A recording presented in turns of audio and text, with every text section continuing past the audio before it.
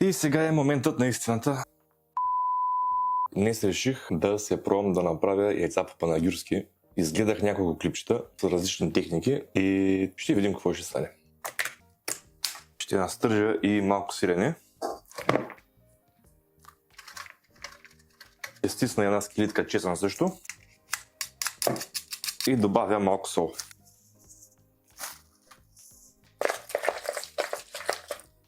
Най-важната част е яйцата да бъдат пресни, иначе ще се разлеят навсякъде в тигана. Водата трябва да бъде около 90 градуса, малко преди завиране, ето така да се получават само леко мехурчета. Добавям една лъжица оцет.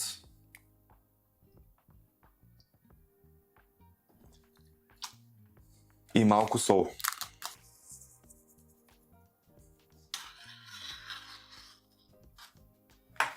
Идеята на оцетът в водата е да ги стегне и да не се разливат много.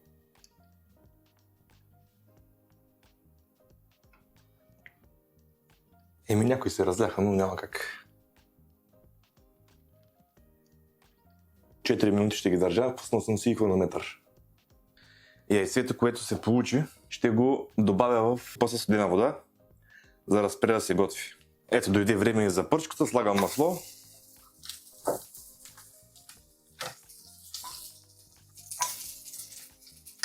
Разбира се, червен пипер.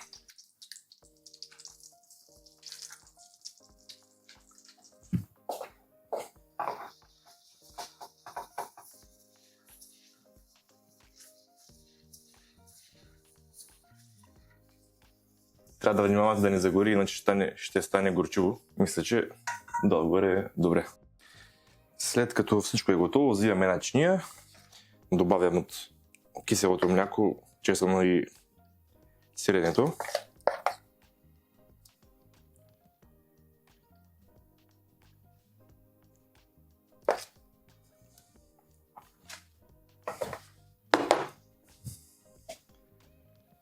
Добавям яйцата.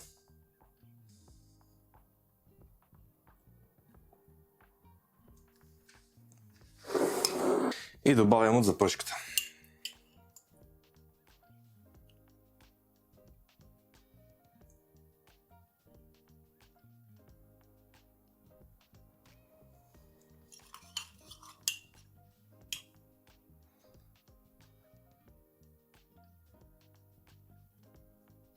Добавям и малко мадонос, така за контраст.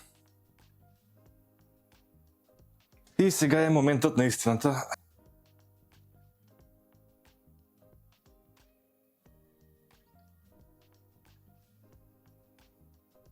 О, да.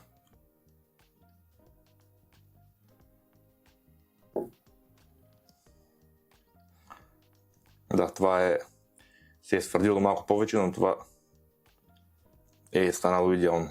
Това беше за днес. Ако клипът ви е харесал, абонирайте се за канала и го харесайте.